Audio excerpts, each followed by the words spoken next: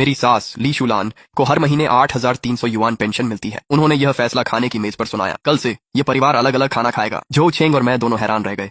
वह धीरे धीरे सूप की एक घूंट लेने लगी। अब से हर कोई अपना अपना खाना खाएगा, कोई किसी के मामले में दखल नहीं देगा। इससे शांति बनी रहेगी और झगड़े नहीं होंगे। जो चेंग कुछ कहना चाहता था, लेकिन मैंने उसे रोक दिया। मैंने सास की ओर देख सिर हिलाया। ठीक है माँ, मुझे मंजूर है, ये सही है। मेरी सास को शायद मेरी जल्द रजामंदी पर हैरानी हुई और उनकी आंखों में संतुष्टि दिखी। अच्छा है कि तुम्हें समझ आ गया।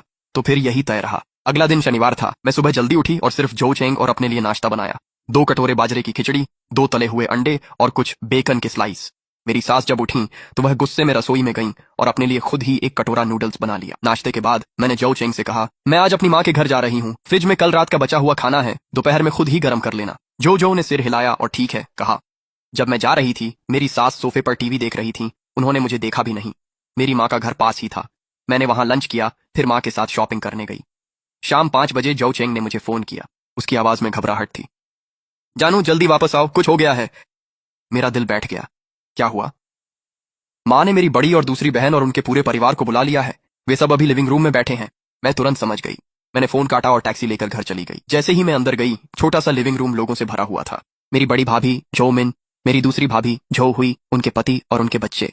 कुल मिलाकर वहां 7 या 8 लोग थे। जैसे ही उन्होंने मुझे देखा, सबकी नजरें मुझ पर टिक गईं। मेरी सास ली शुलान सोफे के बीच में बैठी थी और बहुत गुस्से में लग रही थी। जैसे ही उन्होंने देखा कि मैं खाली हाथ लौटी हूँ, वह तुरंत भड़क उठी। सूजिंग, तुम आखिर गई कहाँ थी? क्या तुम्हें पता नहीं था कि आज हमारे यहाँ मेहमान हैं? जल्दी से खाना बनाओ। बच्चे उनके पास शोर मचा रहे थे, चिल्ला रहे थे कि उन्हें भूख लगी है। जो मिन और जो हुई वहां 2 पत्थर के पहरेदारों की तरह बैठी थीं। दोनों के चेहरे पर तमाशा देखने का भाव था। जो चेंग अपनी माँ के पास खड़ा था और असहज सा लग रहा था। उसने मुझे एक तरफ खींचने की कोशिश की और अपनी आंखों से इशारा किया। उसे नजरअंदाज कर मैं लिविंग रूम में ली शुलान को देख मुस्कुराई। माँ, याद है कल ही आपने कहा था कि अब परिवार अलग अलग खाना खाएगा? मैं थोड़ी देर रुकी, फिर लिविंग रूम में मौजूद मेहमानों की ओर देखा। हर कोई अपना अपना खाना खाएगा, कोई किसी के मामले में दखल नहीं देगा। ये आपके मेहमान हैं, तो जाहिर है आपको ही इनके लिए खाना बनाना चाहिए। लिविंग रूम का शोर एकदम से गायब हो गया। सभी लोग हैरानी से मुझे घूरने लगे। ली शुलान का मुंह हैरानी से ओ आकार में खुल गया। उसने मेरी नाक की ओर इशारा किया। उसकी उंगली कांप रही थी। तुमने क्या कहा? मेरी मुस्कान बनी रही और आवाज साफ थी। आप मेहमानों के लिए खाना बनाइए, मैंने अपना खाना तैयार कर लिया है। कहते हुए मैंने अपना बैग हिलाया। ये खाना मैंने अपनी माँ के घर से पैक करवाया था। सिर्फ एक ही सर्विंग थी। ली शुलान का चेहरा लाल से सफेद और आखिरकार काले बर्तन की तरह गहरा हो गया। वह सुन्न रह गई, कुछ बोल न सकी। हवा भी थम गई थी। जो चेंग पास आकर फुसफुसाया, सूजिंग, ऐसा मत कर, माँ को बख्श दो, बहनें देख रही हैं। मैंने उसकी ओर देखा। अलग खाने के ऐलान के वक्त क्या उसने हमारे बारे में सोचा? सबके सामने मुझे उंगली दिखाकर डांटते वक्त क्या उसने मुझे कोई रास्ता दिया? जो चेंग ने अपनी आवाज और भी धीमी कर ली। मुझे पता है तुम्हें बुरा लगा है, लेकिन क्या? जो चेंग, मैंने उसकी बात बीच में ही काट दी।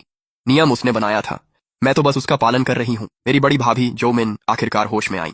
उन्होंने आर्मरेस्ट पर थप्पड़ मारा और खड़ी हो गई। सूजिंग, ये किस तरह का रवैया है? माँ बूढ़ी हो गई हैं, हमें घर बुलाकर खाना खिलाने में क्या बुराई है? बहू होने के नाते क्या तुम्हारा काम नहीं है एक बार खाना बनाना? मेरी दूसरी भाभी जो हुई भी उसी तंज भरे लहजे में बोल पड़ी। बिल्कुल सही। अरे दीदी, आप तो बहुत छोटी सोच रख रही हैं। ये तो बस एक खाना ही है। अलग अलग खाने की बात क्यों उठा रही हो? माँ ने तो गुस्से में कह दिया था और आपने उसे सच मान लिया। मैं उनकी ओर मुड़ी। मुस्कान गायब थी। कल उन्होंने जो चेंग और मेरे सामने साफ कहा था कि सब अपना खाना खुद खाएंगे और कोई दखल नहीं देगा ताकि झगड़े ना हो। क्या आपको लगा वो बकवास कर रही थीं? जो मिन और जो हुई चुप हो गईं। उन्हें मेरी इस साफगोई की उम्मीद नहीं थी। मेरी सास ली शुलान आखिरकार होश में आई। वह जमीन पर बैठ गईं और अपनी जांघों पर थप्पड़ मारते हुए रोने लगी। मेरी जिंदगी इतनी दुखी क्यों है? मैंने कितनी मेहनत से अपने बेटे को पाला और अब जब उसे पत्नी मिल गई है तो वह अपनी माँ को भूल गया है। अब तो मैं अपनी बेटियों को भी घर बुलाकर खाना नहीं खिला सकती। मैं इस परिवार में कैसे जीऊं? अच्छा है कि मैं मर ही जाऊं। रोते रोते वह छुपकर मुझे आंखों के कोने से देख रही थी।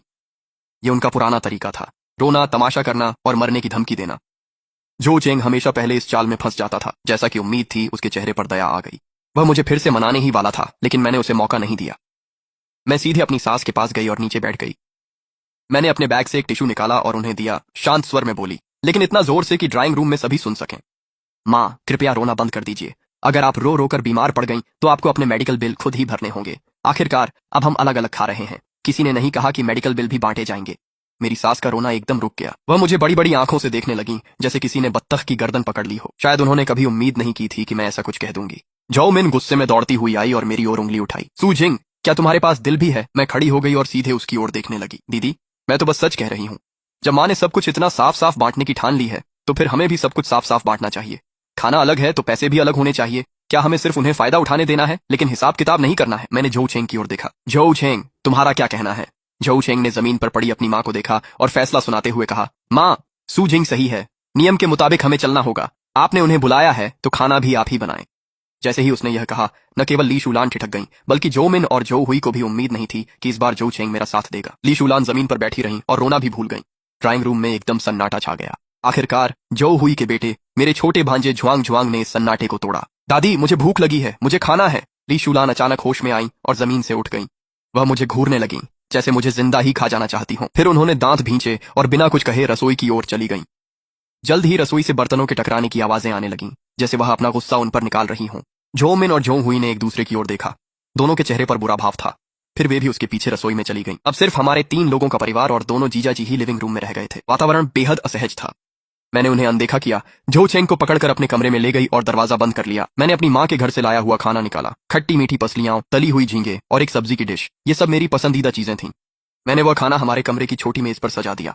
झो छेंग, खाओ। झो छेंग ने मेरी ओर देखा, थोड़े हिचकिचाते हुए।